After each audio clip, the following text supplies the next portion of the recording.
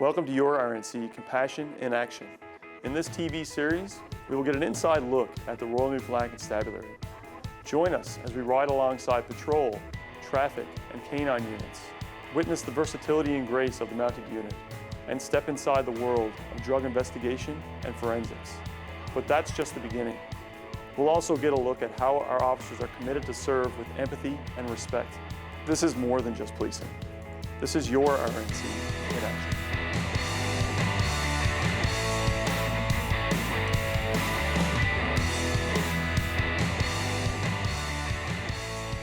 Welcome to today's episode of your RNC Compassion in Action. Today we'll look inside the RNC's police dog service, also referred to as the K9 unit. We'll learn about how they start their day, where they live, a bit of their training, their tracking, as well as suspect apprehension. Join us as we go meet Constable Jody Ryan at home with Paige right now. Hey, girlie. You ready for work? You ready for work? You ready for work? Huh? Ready? Let's go. Ah, the girl. So this is our dog kennel for our police dogs. It's quite the structure. I always like to tell people that it's not a dog house, it's a dog mansion. So we have, our dogs are very well looked after, and what you see here is I have mine divided into two. So Paige, my current working dog, lives in here on this side. So she has an outdoor and an indoor area. And then on the other side is where my retired dog still likes to hang out during the days, because I kept my retired dog as well, Avalon. So he's still with me. He spends some of his time inside and a lot of his days out in the outside run. But as you see, if you want to follow me in, they have quite the area. In here, heavy padded floors, always have water. In the winter we have this heated so their water doesn't freeze up. Inside the dog house itself, when they enter, it's built as a den. So they enter one section, it's cordoned off, and then they can go through a small hole to a back section. So it's like a den, like a wolf's den. So they actually can curl up and get pretty warm with their body heat. And inside the house, it's completely insulated. It's heated in the winter, so we have heat going to it. Yeah, they're extremely well looked after for sure. Also, what you can see, we have video cameras set up here as well as here, and censored lights, just so we always can keep an eye on our dogs, even when we're not here. But they live with us full time, so even when they're off duty or I'm off duty, I'm responsible to look after my dogs. So that includes, walking, feeding, any medical needs that they may need during the days. But pretty much 24/7, 365 days a year, dogs are with us. So, and that's the way we like it. Now that we've seen Paige's living arrangements in her flat in Paradise, we're going to take a walk with Constable Jody Ryan and Paige to get their morning started on their usual routine.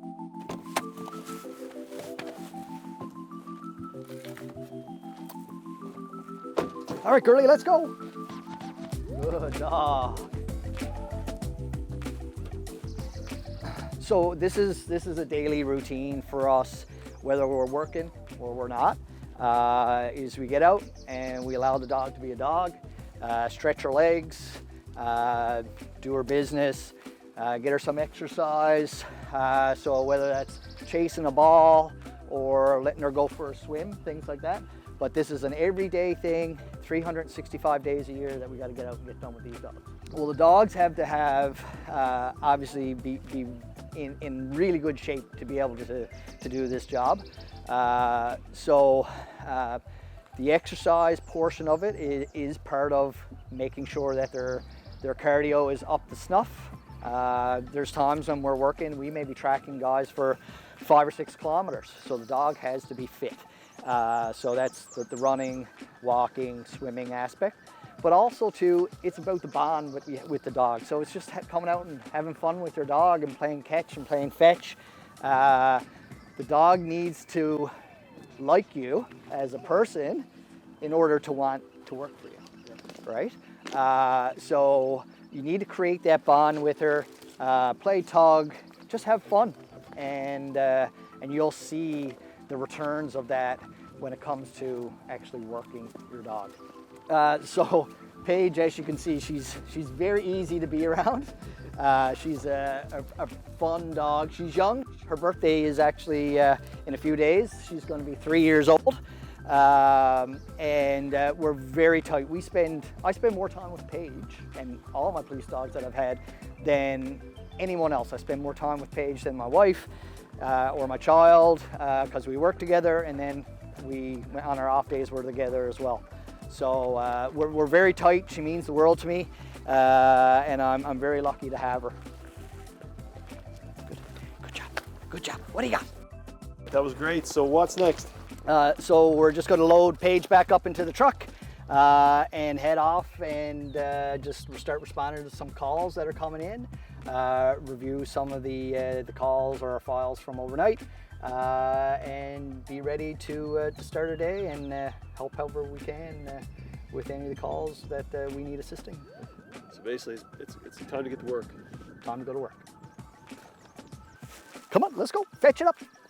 There's no doubt that the bond between a handler and the dog is vital to the success of this unit. And in police dog service, we see that every day with our handlers and dogs. Now we're going to take a trip over to Mount Pearl in Donovan's Industrial Park, where there's training ongoing for bomb and drug detection.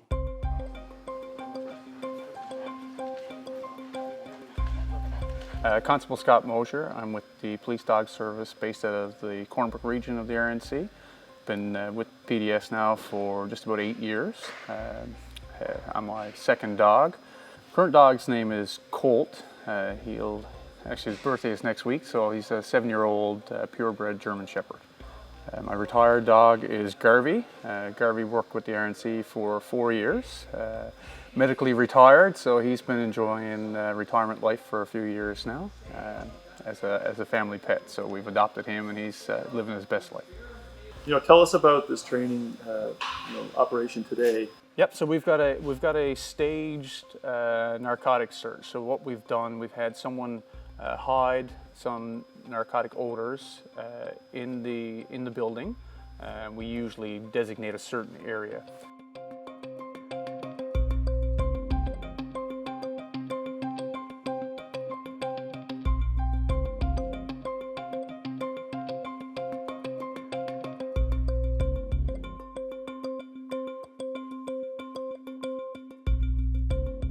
So then we'll bring the dogs in unknown, so I don't know where they're hidden, and we'll allow the dogs through our patterning. So you might see the handler use his hand to kind of guide them along and search certain areas. And so our job essentially is to watch them, watch their body language, listen to their breathing, and they will tell us by doing that when they get around that odor. And then it just kind of takes them a second to narrow down to where that is exactly. And then of course for that, because they've successfully completed that task, they're rewarded. So some handlers use food. I use a Kong ball, because that's where we started in training. When we first started this narcotic searching, we would use Kong balls, and the dog gets used to that. So, I often I use rewards and some equipment the same all the way through, because I put a harness on, he knows he has a certain job to do. I put a little soft collar on, he knows, okay, I know what the job is. You pair that with the reward and the command, and then the dog gets switched on in their head of what I'm supposed to be doing here. Worst things we do.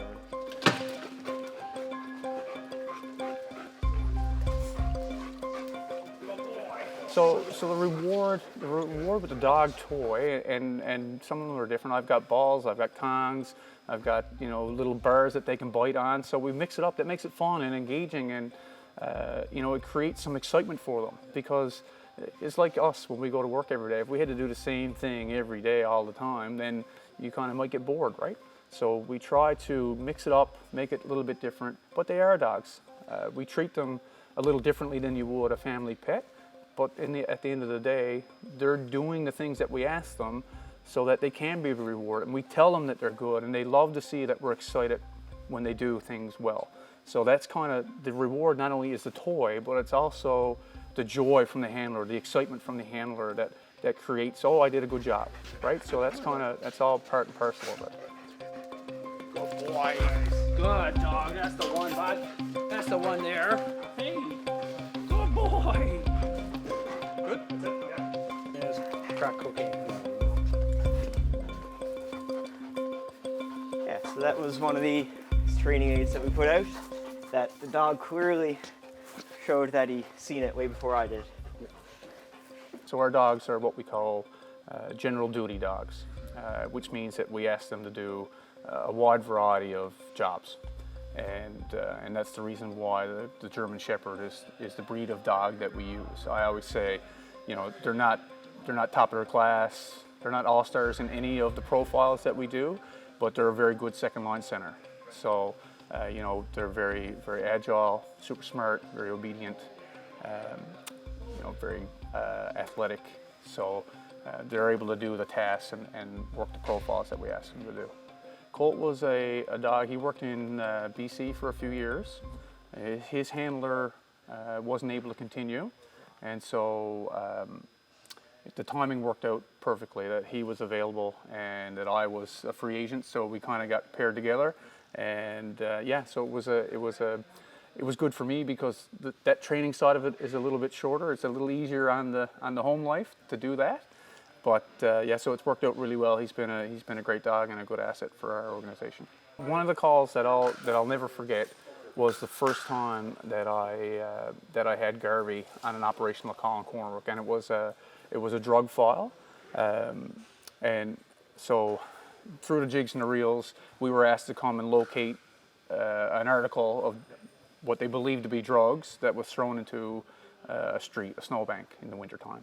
So anyway, after searching up and down the road, Garvey eventually dives into a snowbank, comes out with like the brick of cocaine in his mouth. And I remember feeling like a tremendous sense of pride and I guess validation that we were successful in that thing. And that was very early on. So it kind of gives you a sense of purpose and makes you, build your confidence that, yeah, all this training that we've done, well, this is going to translate into actual police work and solving crime. It's certainly amazing to see how our police dogs have the ability to search and locate items with so little information, relying upon their heightened senses and awareness.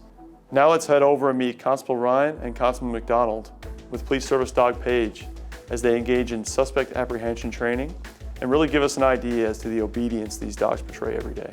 Okay, so what we're going to do here is a criminal apprehension session where we have Constable McDonald acting as a arrestable suspect, and we've determined that beforehand.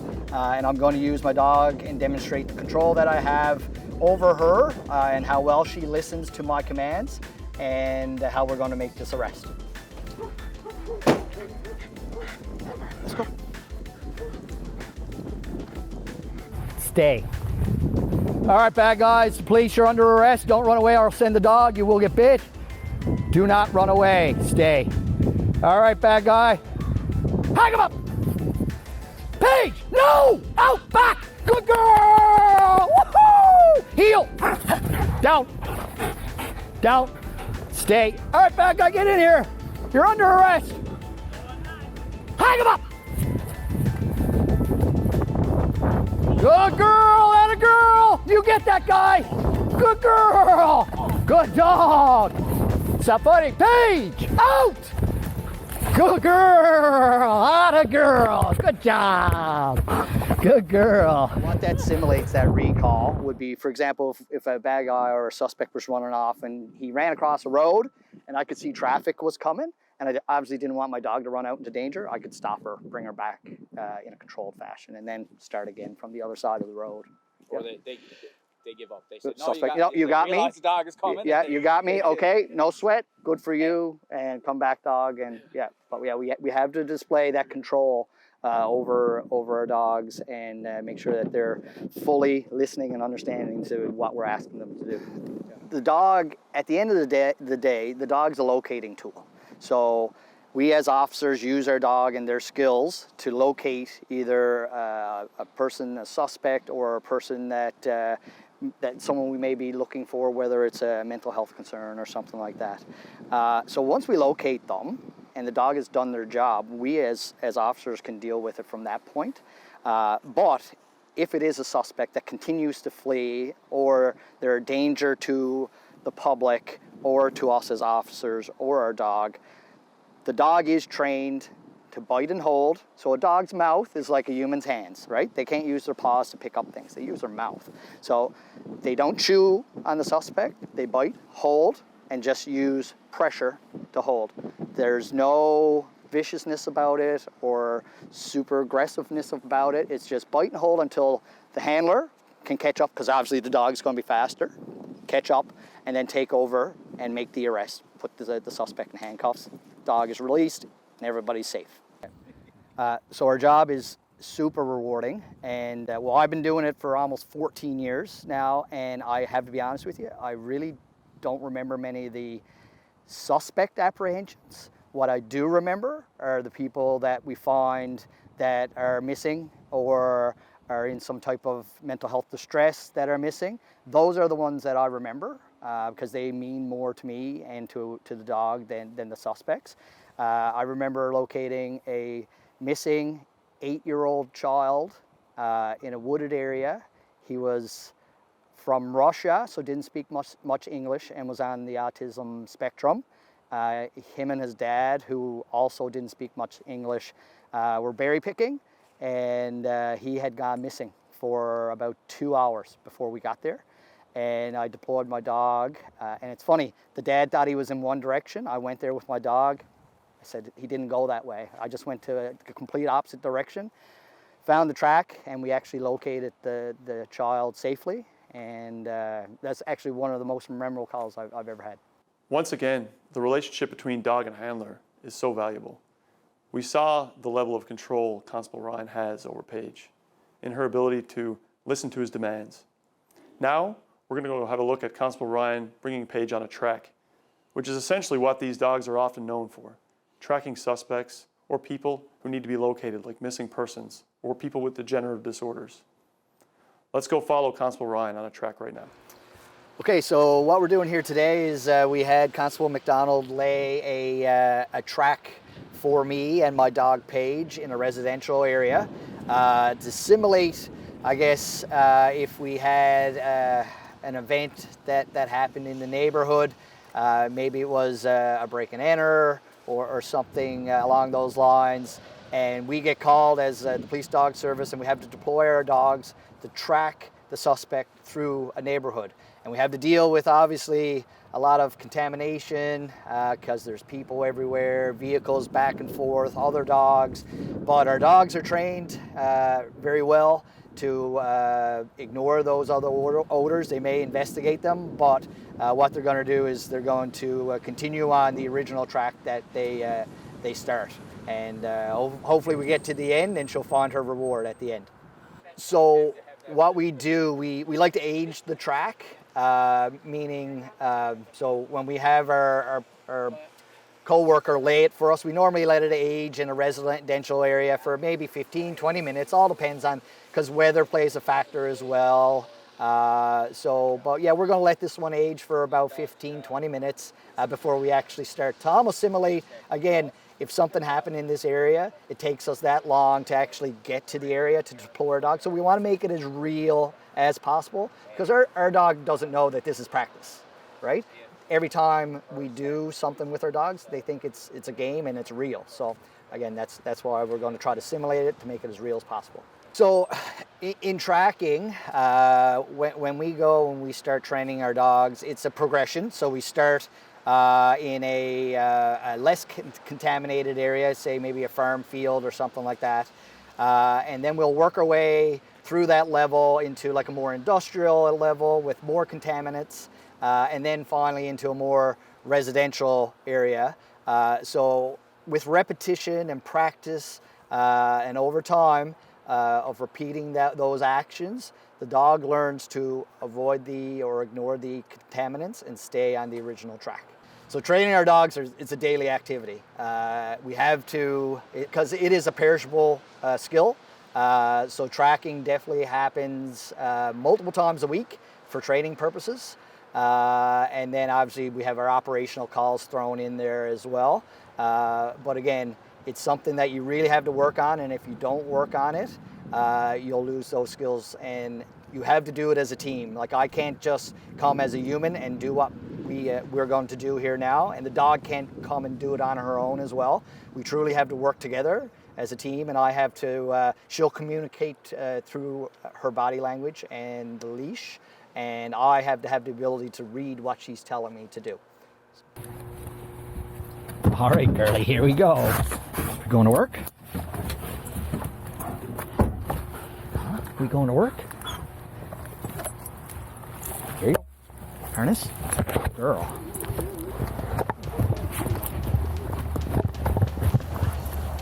This way. All right, Peach. Sue. Sue.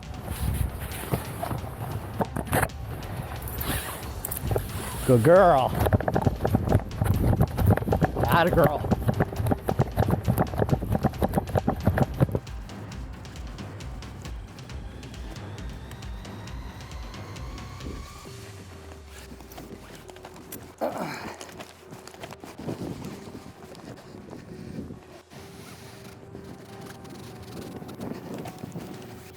All right.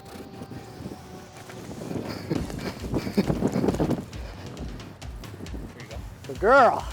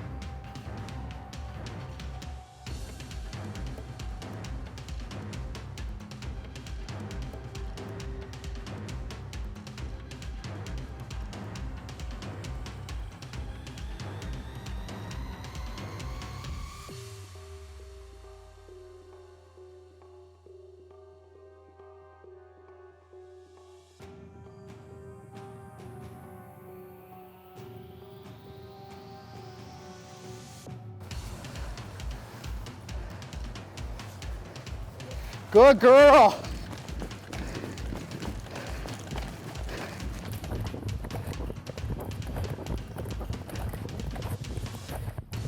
Atta girl.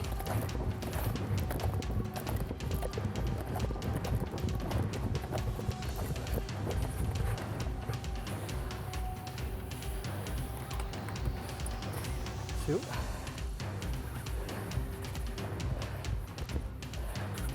Good dog. What you got? Atta girl. Good tracking dog. Good girl. Out. Break. Oh, good girl. Good dog. Oh, fantastic. Yeah, she's a really good tracking dog. I'm really happy with her. She's fast. So it's my job to try to keep up and manage the line as best as I can.